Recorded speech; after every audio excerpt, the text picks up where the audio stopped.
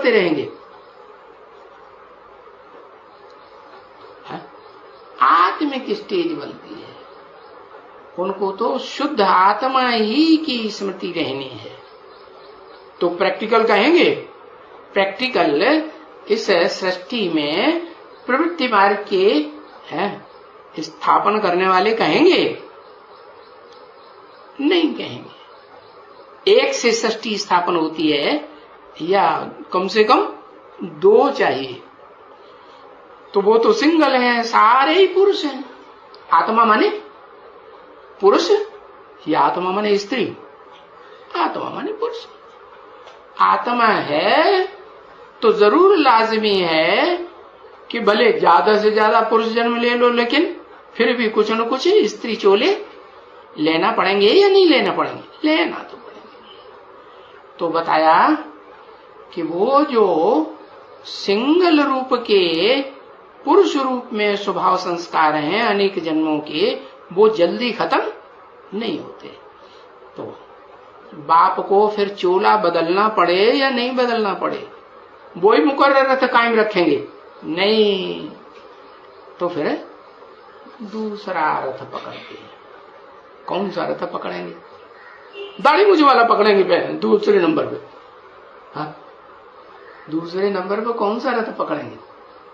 ज्ञान सुनाने के लिए, अज्ञान सुनाने के लिए नहीं, बक बक बक बक बक बक करने के लिए।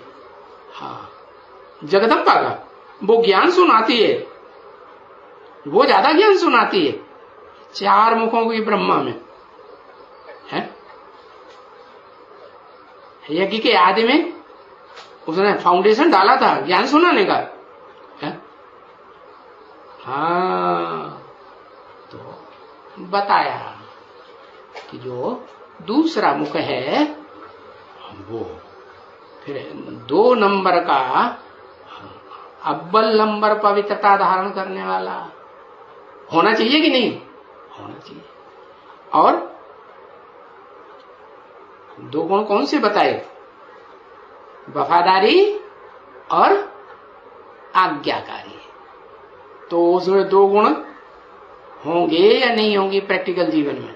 हाँ, और वो आत्मा भी तो है, तो शरीर भी कि सिर्फ आत्मा की स्मृति में रहेगी, कुछ न कुछ देह याद आएगी कि नहीं? हाँ, अरे कन्याओं माताओं को अपने देह के अंग का होना रहता है या नहीं रहता है? नहीं रहता है। देह के अंगों का होना तो जरूर है, और कोई अंगों का होना रहे या ना रहे, लेकिन गुप्तांग का होना जरूर रहेगा। नहीं रहता? हाँ, रहता है। तो इसलिए बताया कि वो जो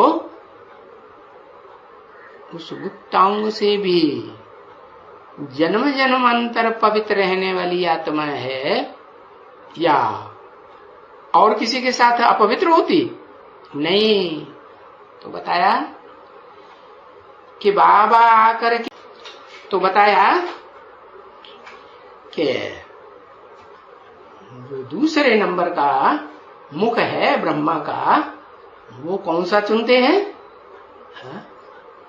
वो ही तन चुनते हैं जो तन से भी पवित्र रहे और मन बुद्धि रूपी आत्मा से भी पवित्र रहे, और 100% पवित्र बन करके दिखाए। तो बताया पवित्र प्रवृत्ति मार्ग बनेगा या नहीं बनेगा? कि रुद्रमाला के मणकों से ही बनेगा? बीज रूपों से बनेगा? नहीं, बीज रूपों से काम चलने वाला हाँ बाप का, सुप्रीम सोल बाप का काम है नहीं। तो शरीर धारण करने वाले और जो दुनिया में आत्माएं हैं जो इस सृष्टि की जड़ जमाएंगी,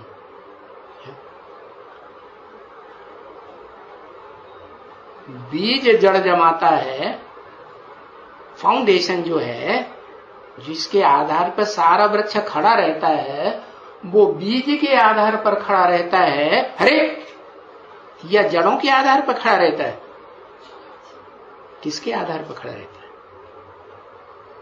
अरे इतनी देर लगाते एक अक्षर में, हाँ, जड़ों के आधार पर सारा सृष्टि रूपी वृक्ष खड़ा रहता है। और बीज के ऊपर क्यों नहीं?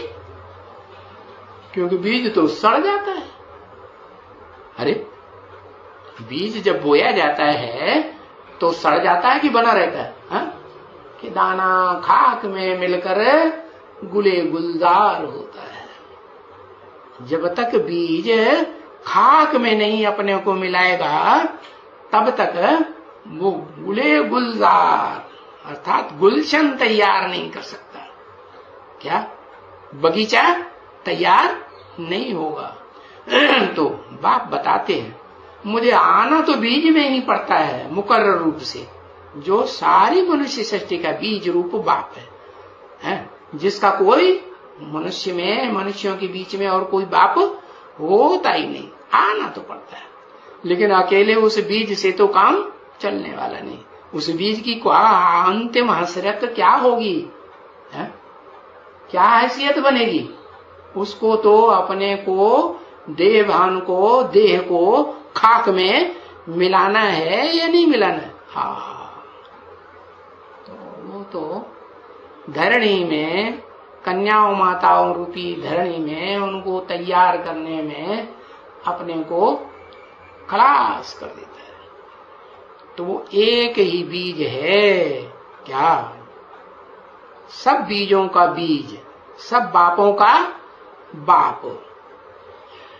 तो बताया वो अव्वल नंबर मुख हुआ ब्रह्मा का, जिसे कहते हैं परम ब्रह्म। चारों मुखों को परम ब्रह्म कहते हैं? नहीं। फिर बाद में दूसरा नंबर मुख बताया कौन सा, किसको चुनते हैं? अरे अभी तो लिखा है एक अक्षर, लेकिन लक्ष्मी, जो लक्ष्य आकर देते हैं। क्या क्या लक्ष्य देते हैं? कि नर से नारायण बनना है, नारी से लक्ष्मी बनना है। तो वो दूसरा मुख लिया। कैसा मुख? नारी चोला भल हो फिर भी क्या लक्ष्य प्राप्त करके जीवन में रहेगी या मर करके प्राप्त करेगी? अरे प्राप्त करेगी जीवन में रहते हुए, नहीं। हाँ, जीवन भी रहे, जीवन मुक्ति भी बने, जीवन में रहते रहते दुख दर्दों से मुक्त हो जाए। तो शरीर से भी पावन और आत्मा से भी पावन। आत्मा से कैसे पावन बनेगी? आत्मा तो ज्ञान के बगैर पावन नहीं बनती, तो कैसे पावन बनेगी? हाँ, जो एवरलास्टिंग पावरफुल आत्मा है, जो ज्ञान का ही धंधा करती है और कोई धंधा नहीं करती। क्या धंधा?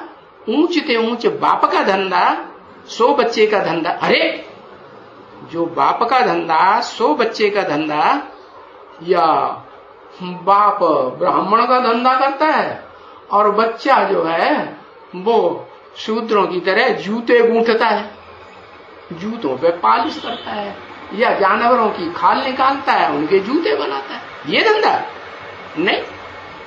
ऊंचते ऊंच बाप है तो बच्चे भी बाप का धंधा संभाल करके है, नाम बाप का वाला करेंगे कि नहीं? तो वो एक ही आत्मा है जो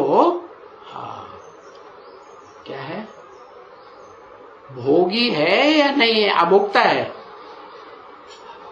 है तो भोगी आत्मा, लेकिन उसे क्या बनना है? बाप समान अभोक्ता बनना होता है। तो अब आत्मा बनेगा 100% तो अभोक्ता बनेगा, और देह बनेगा, देह की स्मृति रहेगी तो अभोक्ता पूरा बनेगा 100%? नहीं बनेगा। तो इस बात में भी बच्चे नंबरवार हो जाते हैं। बच्चे हैं वो कोई भी पूरा 100% देहभान को छोड़ने वाले नहीं बनते। अब वो चाहे लक्ष्मी हो, हाँ, चाहे कुलक्ष्मियां हो, चाहे जगदम्बा हो, कोई भी हो, चाहे चारों मुखों को संगठित करने वाला चौमुखी ब्रह्मा हो। क्या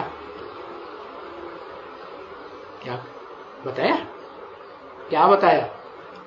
वो कार्य कर सकेंगे जो एक करता है मनुष्य सृष्टि के बीच में मनुष्यों का बाप नहीं कर सकेंगे ना।